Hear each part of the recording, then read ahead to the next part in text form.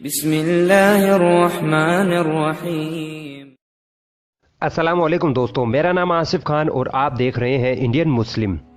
दोस्तों, जब हमसे ये पूछा जाता है कि भारत को आजाद कराने वाले स्वतंत्रता सेनानियों के नाम बताओ, तो हम हजार नाम फटाफट गिनवा देते हैं। मगर जब हमसे कोई ये पूछ ले कि मुस्लिम स्वतंत्रता सेनानियों के नाम बताओ, तब हम टीपू सुल्तान, खान अब्दुल गफ्फार खान और अशफाकुल्लाह खान के अलावा चौथा नाम नहीं बता पाते। और ये सिर्फ इसलिए क्योंकि मुसलमानों ने अपना इतिहास मिटने से नहीं बचाया, और जो बचा कुचा इतिहास आज है उसको भी मुस्लिम कौम पढ़ने की जहमत नहीं उठाती। आज मैं आपको 15 ऐसे मुस्लिम स्वतंत्रता सेनानियों के बारे में बताऊंगा जिनका नाम भी आपने पहले कभी नहीं सुना होगा।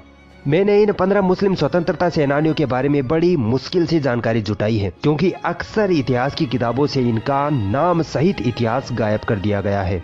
तो मेरा आपसे निवेदन रिक्वेस्ट रहेगी कि आप वीडियो को पूरा जरूर देखना।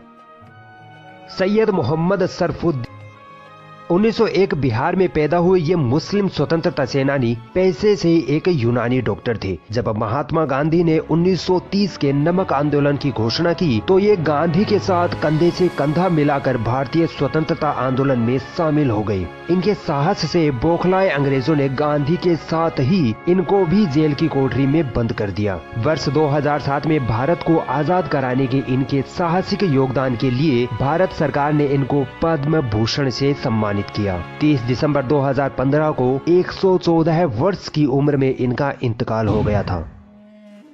पीर अली खान हिंदुस्तान के सबसे कट्टर स्वतंत्रता सेनानियों में से एक थे, जिन्होंने 1857 की क्रांति में अंग्रेजों को दौड़ा दौड़ा कर मारा था। लेकिन हाय अफसोस, उनकी बहादुरी के किस्से इतिहास से मिटा दिए गए। एक बार पीर अली को अंग्रेजों ने बिना वजह गिरफ्तार करके उनके साथ बदसलूकी की। इस घटना ने पीर अली को इतना चिढ़ा दिया कि उन्होंने अंग्रेजों को भारत से भगाने की कसम खा ली, जिसके लिए उन्होंने कई लोगों का एक संगठन बनाया तथा किसी भी तरह से 50 बंदूकों का जुगाड़ कर लिया। मगर वो इस प्लान में नाकामयाब रहे। अंग्रेजों को इस प्लान के बारे में पता चलने पर अंग्रेजों ने पीर अली के कई साथियों को फांसी पर लटका दिया। मगर पीर अली ने फिर से आजादी के झंडे को बुलंद किया और अपने 200 क्रांतिकारियों के साथ गुलजार बाग में अंग्रेजों के मुख्यालय पर हमला कर डाला, जिससे उनके कई साथी तो शहीद हो गए, मगर अंग्रेजों का कमांडर लिलियन मारा गया।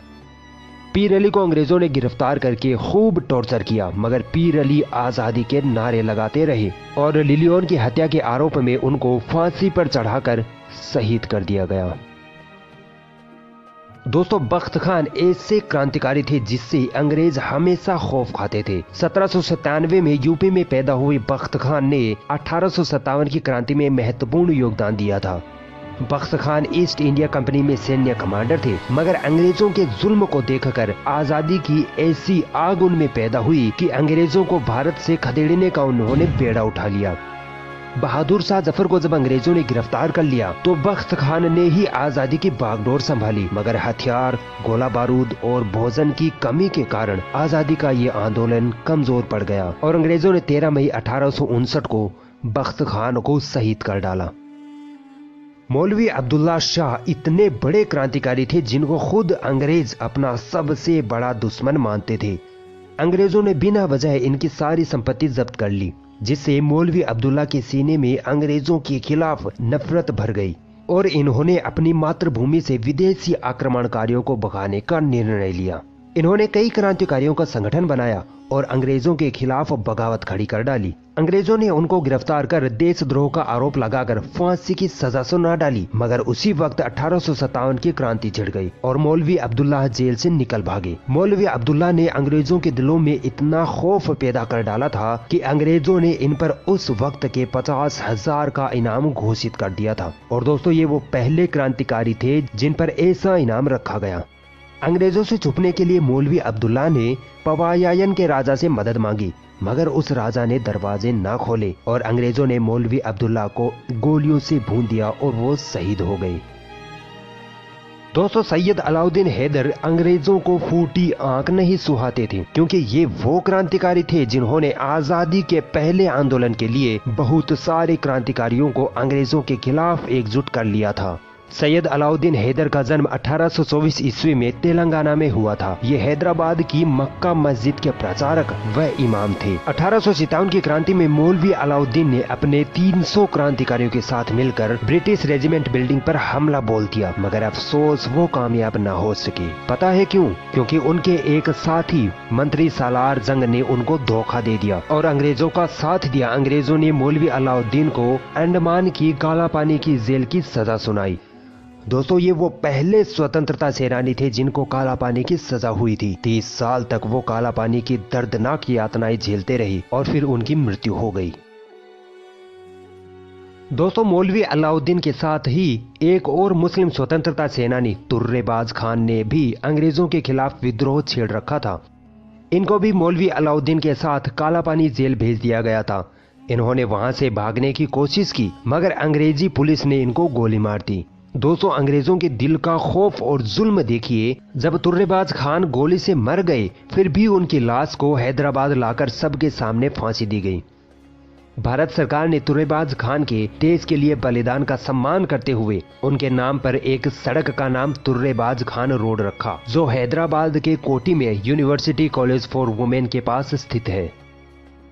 दोस्तों, अंग्रेजों का कहना था कि महमूद अल हसन हमारी हुकूमत के लिए खतरा है, क्योंकि महमूद अल हसन ने अपनी आखिरी सांस तक अंग्रेजों के साथ जंग जारी रखी थी। इनके साहस और हिम्मत की कोई मिसाल ना थी। 1851 में भारत के बरेली में इनका जन्म हुआ था और ये नए नए खुले दारुल उलूम देवबंद में दाखिला लेने वाले सबसे पहले तालिबे इल्म थे। इनका मानना था कि बिना युद्ध के अंग्रेजों को इस देश से भगाना मुश्किल है। अंग्रेजों ने महमूद हसन के विद्रोह से घबराकर उनको 1916 में गिरफ्तार कर लिया। 3 साल तक उनको जेल में यातनाएं दी गई। फिर जब वो जेल से बाहर आए तो उन्होंने एक फतवा जारी किया, जिसमें लिखा था कि अंग्रेज औपनिवेशिक अधिकारियों के साथ सभी सहयोग हराम है और सभी भारतीय मुसलमानों का फर्ज बनता है कि वो भारत की आजादी के आंदोलन में भाग लें। केंद्रीय खिलाफत समिति द्वारा महमूद अल हसन को शेखुल हिंद की उपाधि दी गई और 1920 में उनका निधन हो गया। दोस्तों, हथियारों की जंग से बड़ी जंग होती है कलम की जंग। मौलाना मजहरुल हक वो क्रांतिकारी थे जिन्होंने अपने कलम से ही अंग्रेजों के छक्के छुड़ा दिए थे। मौलाना मजहरुल हक 1886 को पटना बिहार में पैदा हुए। इन्होंने इंग्लैंड से कानून की पढ़ाई की और जब भारत लौटे तो इनको जल्द ही समझ में आ गया था कि ये अंग्रेजी हुकूमत भारत के लिए खतरा है। इसलिए इन्होंने असहयोग आंदोलन, खिलाफत आंदोलन तथा चंपारण सत्याग्रह में बढ़ चढ़कर अपना योगदान दिया। मौलाना मजहरुल हक की आवाज दबाने के लिए अंग्रेजों ने इनको 3 माह के कारावास की सजा सुनाई, मगर मौलाना मजहरुल हक टस से मस न हुए। इन्होंने द मदरलैंड यानी मातृभूमि नाम से पत्रिका निकाली, जिसमें वो अंग्रेजों के खिलाफ बगावत पर लिखते तथा भारतवासियों को अंग्रेजों के खिलाफ एकजुट होने का संदेश देते। बार बार अंग्रेज इनको जेल भेजकर यातनाएं देते, मगर मौलाना मजहरुल हक देश के लिए सीना तान कर अंग्रेजों के खिलाफ लड़ते रहे। मौलाना मजहरुल हक के बलिदान के सम्मान में पटना में इनके नाम से 2 यूनिवर्सिटी भी बनाई गई है। मगफूर अहमद एजाजी का जन्म 1900 में बिहार में हुआ था। अंग्रेजों ने इनको अपनी स्कूल नॉर्थ ब्रुक से सिर्फ इसलिए निकाल दिया क्योंकि मगफूर अहमद भारत की आजादी के आंदोलनों में शामिल होने लगे थे। अंग्रेजों ने कई बार मगफूर अहमद को बिना किसी आरोप के जेल में सजा दी, यातनाएं दी, ताकि वो अंग्रेजों से बगावत ना कर पाए। लेकिन मगफूर अहमद ने अपने देश के लिए जान दांव पर लगा रखी थी। अंग्रेजों से भारत को आजाद कराने में इन्होंने पहले 1923 में अपनी पत्नी को खोया, फिर 1942 में अपने बेटे को भी खो दिया। मगफूर अहमद अंग्रेजों से तब तक लड़ते रहे जब तक भारत को आजादी नहीं मिल गई। 1966 में इनके आवास स्थान मुजफ्फरपुर में इनका निधन हो गया। आसफ अली का जन्म 1888 में हुआ था। दोस्तों, ये वो मुस्लिम वकील थे जो भारत के स्वतंत्रता सेनानियों को अंग्रेजों के चंगुल से छुड़ाने के लिए उनके पक्ष में केस लड़ा करते थे।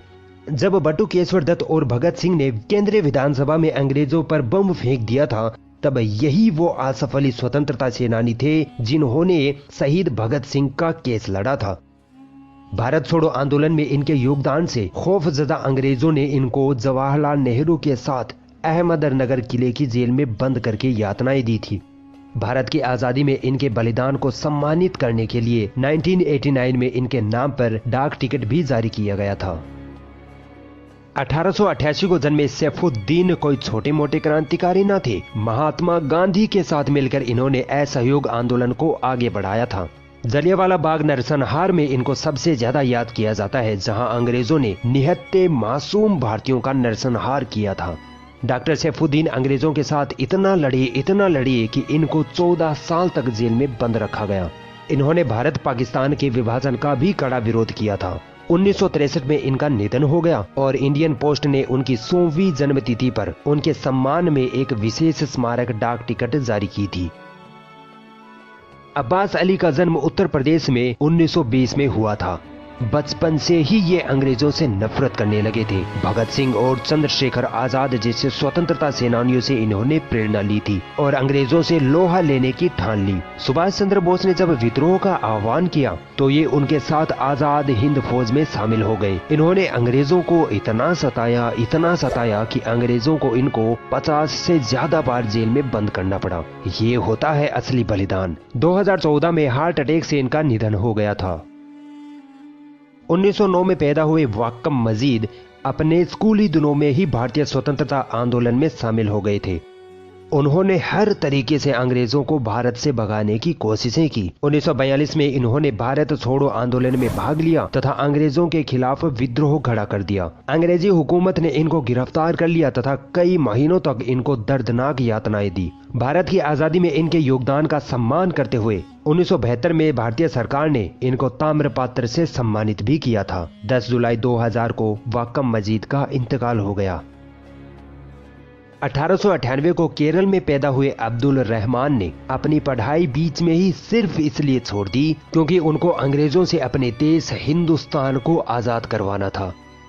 1929 में इन्होंने अपना अखबार अल अमीन प्रकाशित किया, जिसमें अंग्रेजों के खिलाफ इन्होंने मुसलमानों को एकजुट करने का प्रयास किया। इन्होंने लगभग सभी आजादी के आंदोलनों में अपना अमूल्य योगदान दिया और इसके लिए इनको कई बार जेल भी जाना पड़ा। ये सुभाष चंद्र बोस के समर्थक थे और 1945 को इनका निधन हो गया।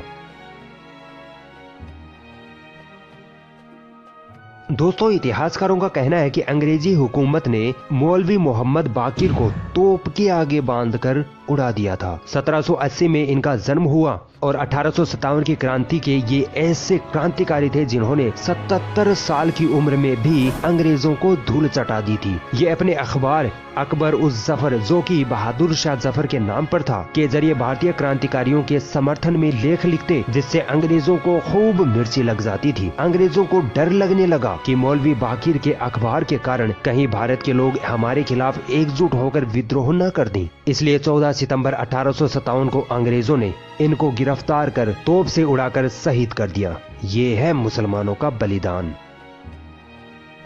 अगर ये वीडियो आपको पसंद आई तो इस वीडियो को लाइक जरूर करें और भी ऐसी इंटरेस्टिंग वीडियोस देखने के लिए हमारा चैनल सब्सक्राइब जरूर करें और इस घंटे को भी दबाएं ताकि जब भी हम कोई नई वीडियो डालें तो उसका नोटिफिकेशन आप तक सबसे पहले पहुंच जाए।